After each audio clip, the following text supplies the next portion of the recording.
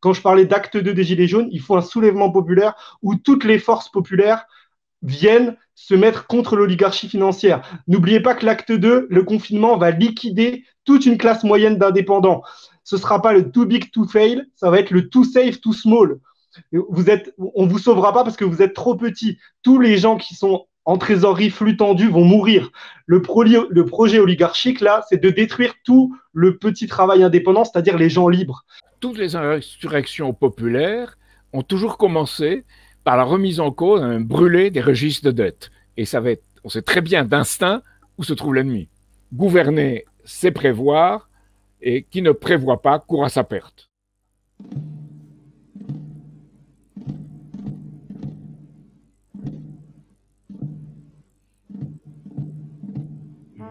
Alors, chers amis, nous avons le plaisir ce soir de recevoir un invité de marque. C'est la première fois qu'il vient sur notre plateforme streaming. Cher Jacques Cheminade, voilà, Jacques Cheminade, vous êtes un homme politique brillant. Vous avez commencé votre carrière il y a fort longtemps. Vous êtes né, je tiens à le préciser, parce que c'est toute une symbolique sous l'ère du péronisme en Amérique du Sud. Vous avez participé à plusieurs campagnes présidentielles, cher Jacques, notamment celle de 1995, où vous avez été le seul, à cette époque-là, à prévenir toute la classe politique, déjà fort corrompue, d'un krach boursier à venir.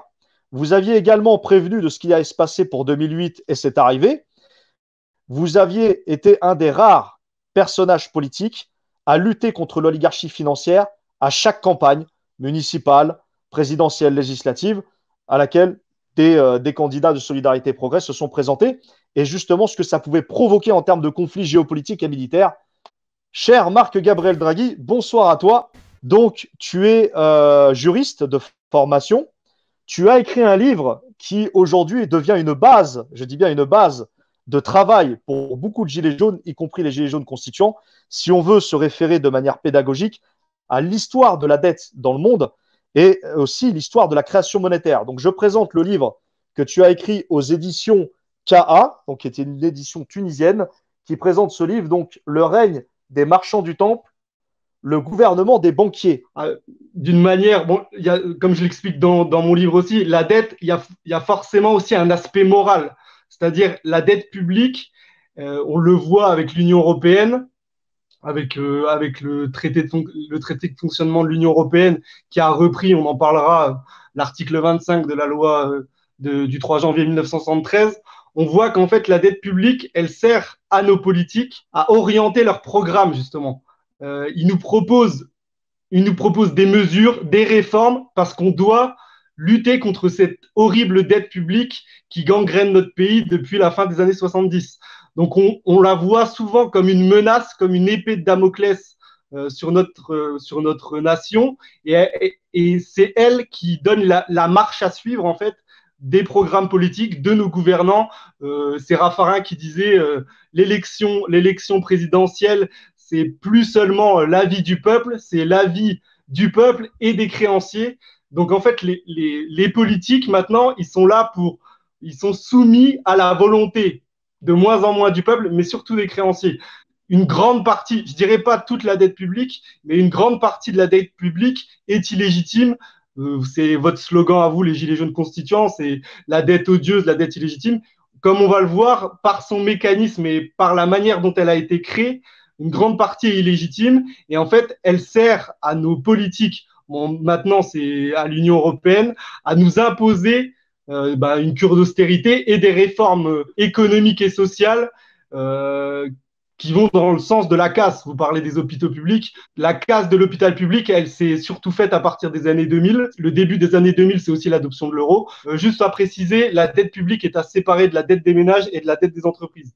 Après, je laisse la parole à M. Cheminade qui va être sûrement plus précis pour expliquer le cadre de la dette publique.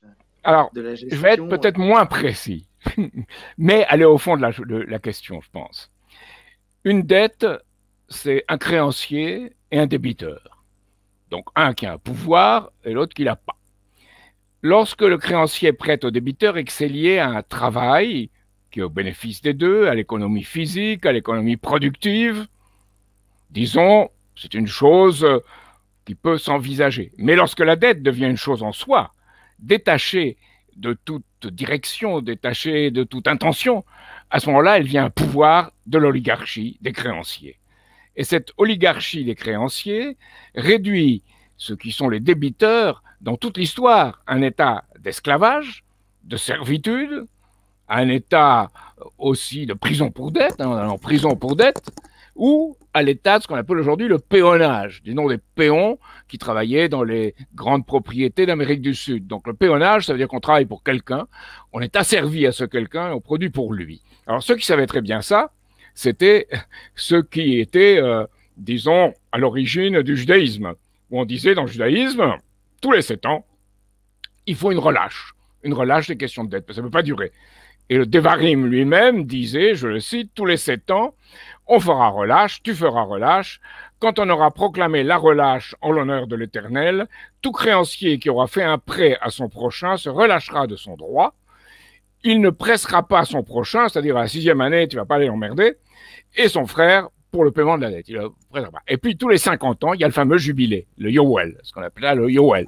Ce jubilé, c'est de dire, voilà, à un certain moment, les choses appartiennent pas à des êtres humains, mais appartiennent à la société dans son ensemble, à l'Éternel, on pourrait dire. Et à ce moment-là, il faut revoir l'occupation des sols, ça allait très loin, et le débiteur, eh bien, il doit, disons, libérer le serviteur de sa dette. Alors, c'est très intéressant parce que c'est repris dans le christianisme sous la forme de la destination universelle des biens, qui est supérieure au système de la dette.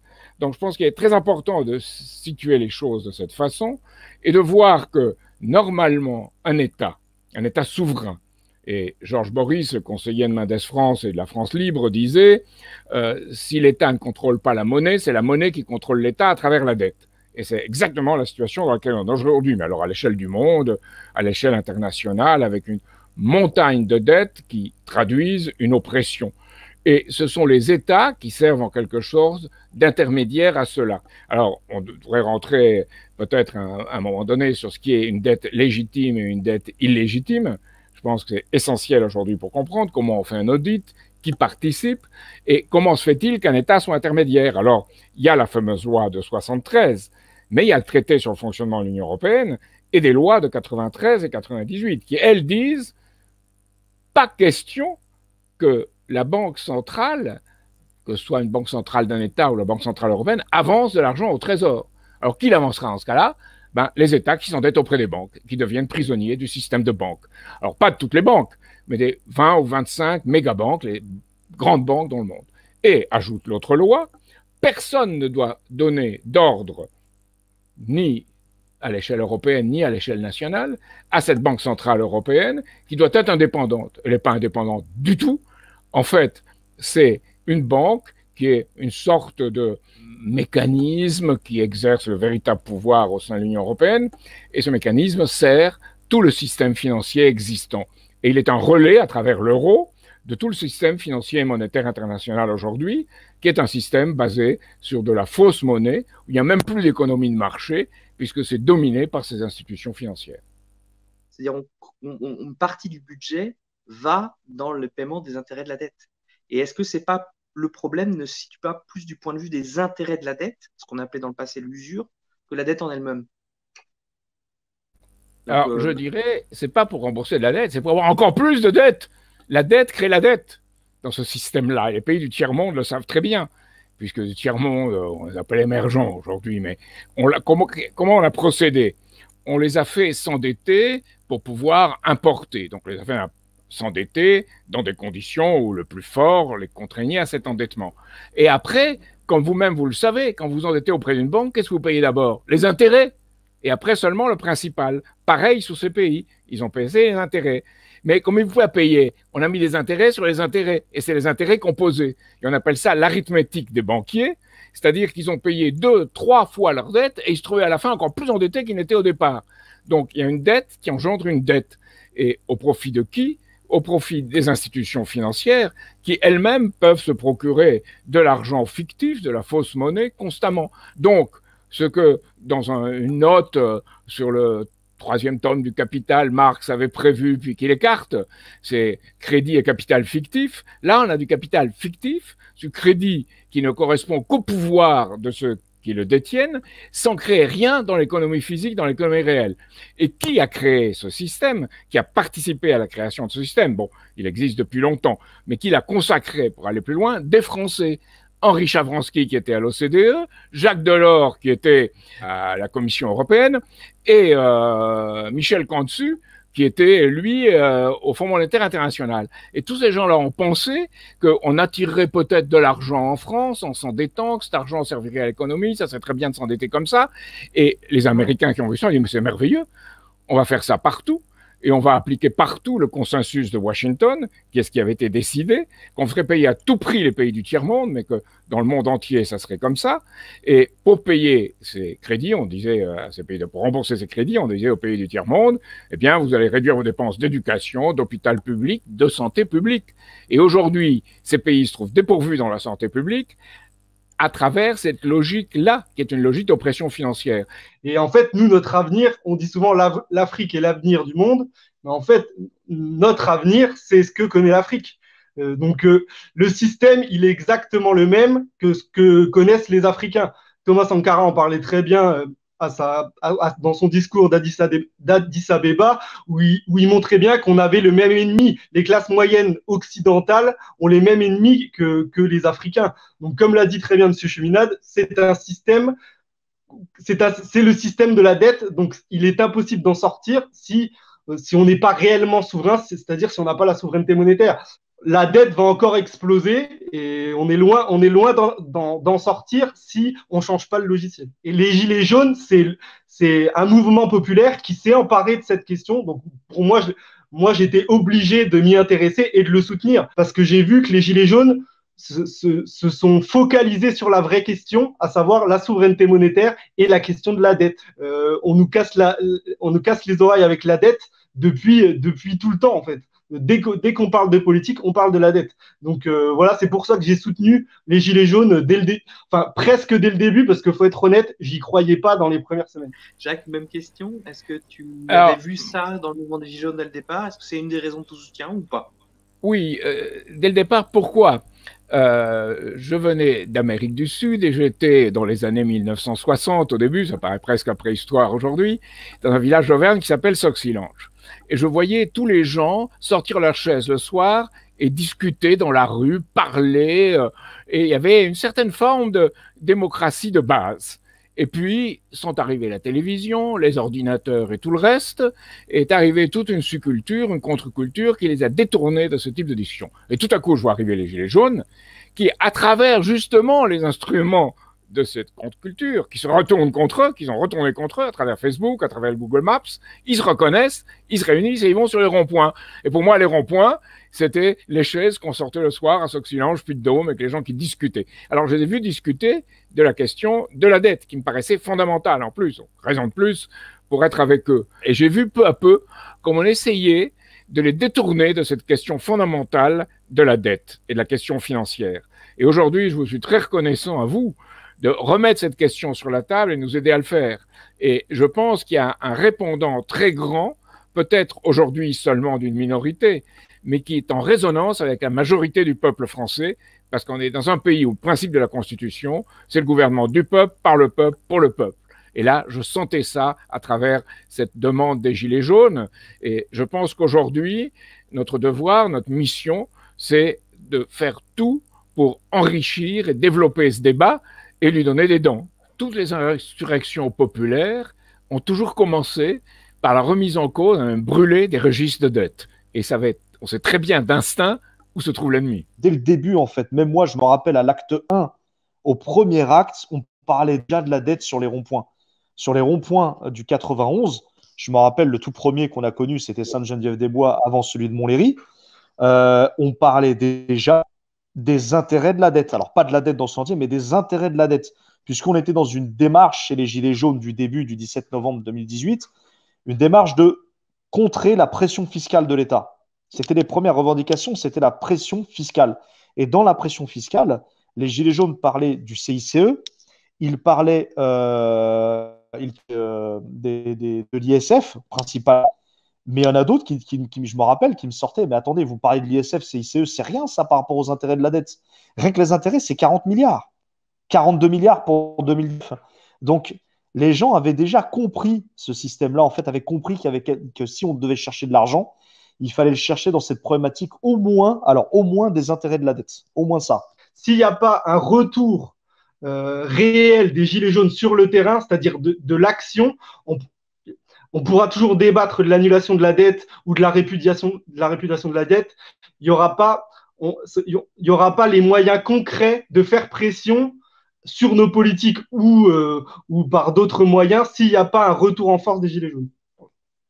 Je vois tous les soirs à 8 heures les gens qui applaudissent les soignants. Et les gens qui applaudissent les soignants, il faut leur dire, il faut annuler la dette de 33 milliards des hôpitaux publics.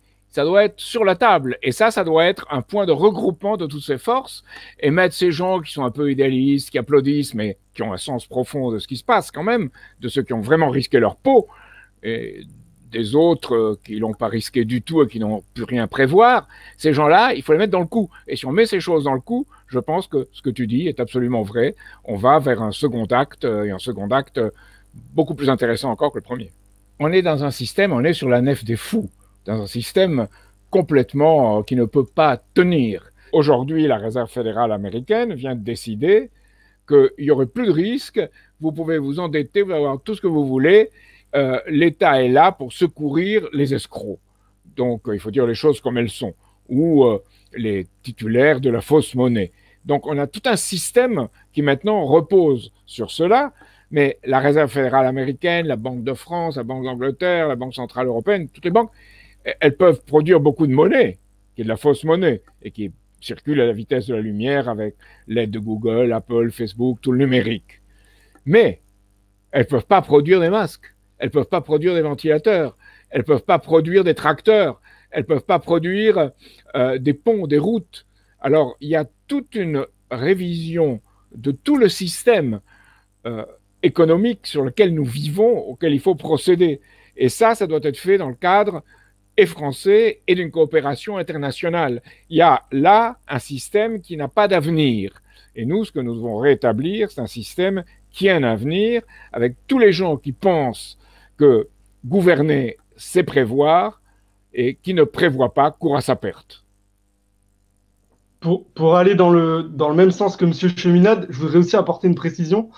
On voit que, comme l'a dit M. Cheminade, la Réserve fédérale et la Banque d'Angleterre, qui n'ont pas une réputation d'être des soviétiques, quoique, elles se sont portées garantes de toute l'économie américaine et même l'économie britannique. Par contre, la Banque centrale européenne, on parlait de l'annulation des dettes, Madame Lagarde a dit que l'annulation des dettes, c'était impensable. C'est pour vous dire que la Banque centrale européenne, c'est vraiment une usine enfin, la Banque centrale européenne et l'Union européenne en général, c'est vraiment une usine à gaz et des structures faites contre les peuples.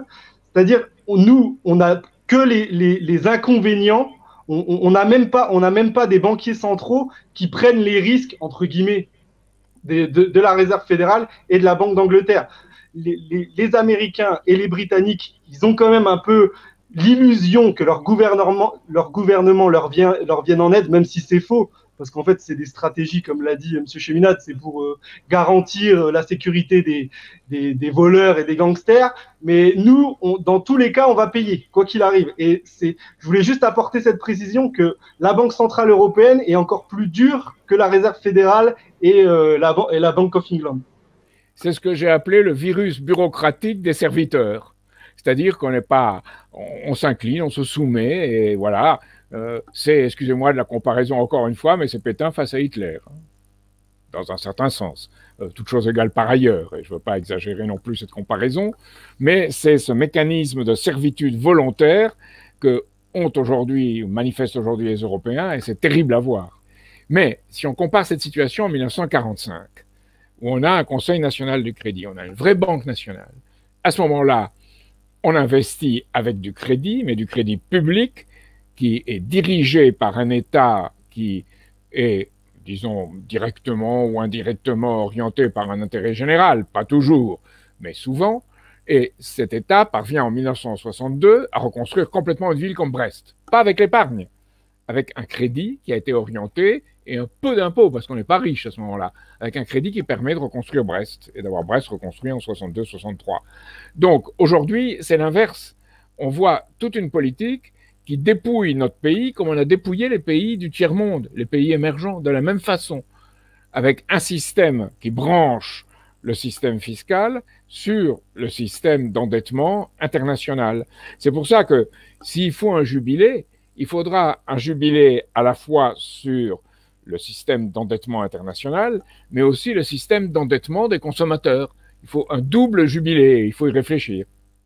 En France, en 1880, la dette publique représentait 115% du PIB. Déjà là, ce qui est chose que supérieur à l'heure actuelle. Oui, bon voilà, on va arriver à 120%. Après, les conditions étaient différentes. Oui, l'économie, le marché monde n'existait pas.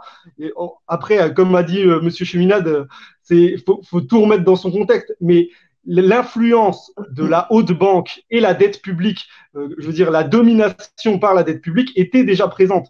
En gros, sur la période de 1871 à 1914, on oscille entre 60%, 115%, et 60% avant 1914 de dette publique. Donc elle existait déjà. Et nos politiques, ils devaient déjà composer avec la volonté des grands industriels et des grands banquiers. Donc pour en revenir aux années 30 et avant la Deuxième Guerre mondiale, les revendications portées par le peuple, il faut le dire, par le peuple qui était pacifiste dans les années 30 sont les mêmes, ça peut paraître bizarre de dire ça, mais ce sont les mêmes que celles qui sont portées par les Gilets jaunes, notamment vous, les Gilets jaunes constituants. Il y a un mimétisme, un parallèle qui est flagrant quand on s'intéresse à l'histoire.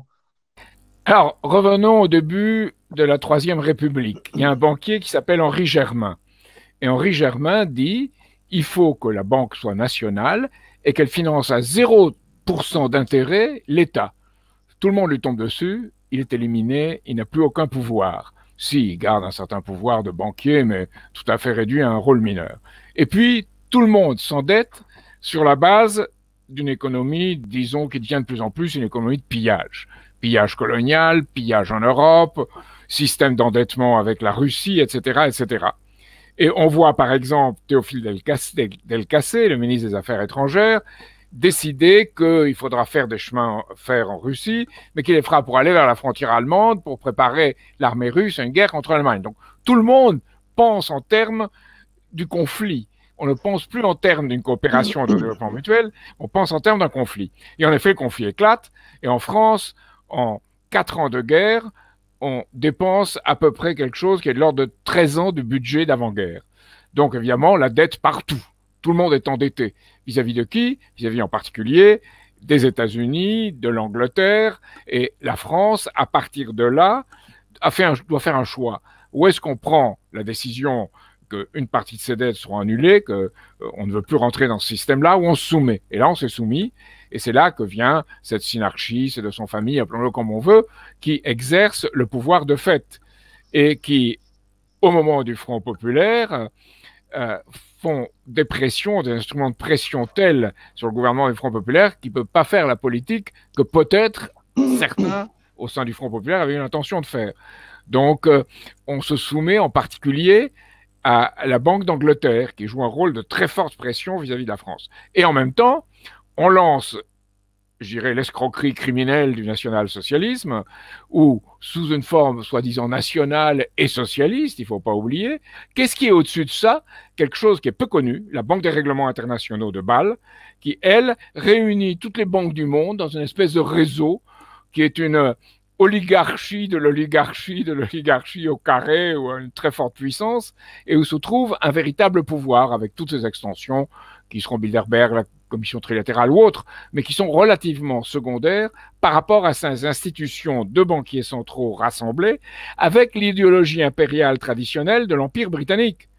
C'est l'idéologie de l'Empire britannique qui est à la fois faite de pouvoirs indirects, de services secrets, de services de renseignement, de services commerciaux, de la puissance financière de la City, qui devient de plus en plus imbriquée avec celle de Wall Street, et de l'art je dirais, britannique, de diviser pour régner. C'est-à-dire de jouer la France contre l'Allemagne, les chiites contre les sunnites, les juifs contre les arabes, etc., etc., pour rester en place. Et une oligarchie et une synarchie pratiquent toujours cela. Alors, je cède à la tentation de citer quelque chose de quelqu'un qui, aux États-Unis, était un général qu'on avait voulu pousser à faire un coup d'État, parce que j'ai ici, oui, il s'appelait Smedley Butler. Et il disait, voilà, j'ai servi 33 ans et 4 mois la force militaire la plus capable de mon pays, les Marines. Et lors de cette période, j'ai passé l'essentiel de mon temps à jouer les gros bras pour les grandes firmes, pour Wall Street et pour les banques. En bref, je faisais du rachat et du racket pour le capitalisme. Voilà. Plus de la dette publique de la France en 1945, c'est plus de 250% du PIB. Donc déjà, voilà. Après, bien sûr, les Macron et les libéraux, les néolibéraux vous diront oui, mais il y avait tout à reconstruire. Mais actuellement, il y a tout à reconstruire. Le contexte n'est pas le même, les Français ne sont plus les mêmes, mais on a des hôpitaux à refaire, on a un appareil productif à relancer, on n'est même pas capable de produire des masques. Mais ce qu'a fait De Gaulle et le circuit national du trésor, c'est-à-dire ce que vous appelez moi ce que j'appelle l'argent gratuit, la construction de la France grâce à une banque de France, à la nationalisation de la Banque de France au service du peuple, c'est possible. La dette publique française est gérée par une société anonyme, enfin une société qui s'appelle Euroclear. Euroclear, c'est une société qui a été créée par JP Morgan en 1968 ou en 1970.